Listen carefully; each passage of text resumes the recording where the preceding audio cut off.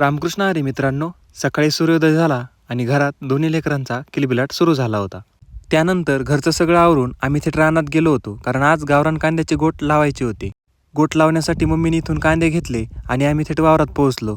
गोटासाठी मला सारे टाकायचे होते म्हणून मी ट्रॅक्टर घेऊन वावरात गेलो. थोडेफार सारे टाकून घेतले.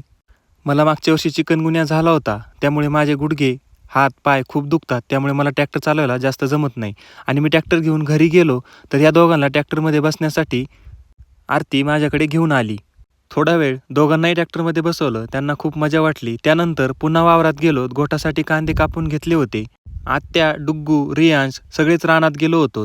मम्मीनी आणि आरतीने गोट लावायला सुरुवात केली होती, पण कोरड्यात जरा जडत जात होते. त्यामुळं म्हणलं लाईट आहे तर मोटर चालू करून हे चिखलातच लावूया. मोटर सुरू करायला गेलो, बघतो तर काय एका फ्यूजवर लाईटच नाही. मला वाटलंच आकडा निसटला असेल म्हणून थेट आकड्याजवळ गेलो तर आकडा निसटलेला होता. तो जोडला. याचं अंतर खूप लांब होतं आणि इकडे पायीच जावं लागत होतं. जवळजवळ 1 ते 1.5 किलोमीटर चालत जावं लागतंय. या लाईटला वैतागून आता लवकरच सोलर बसून घेतो, म्हणजे काही झंझटच नाही. पुन्हा तेवढं 1 किलोमीटर चालत आलो आणि इथे अद्वैत आणि रियांश आत्यासोबत खेळत होते.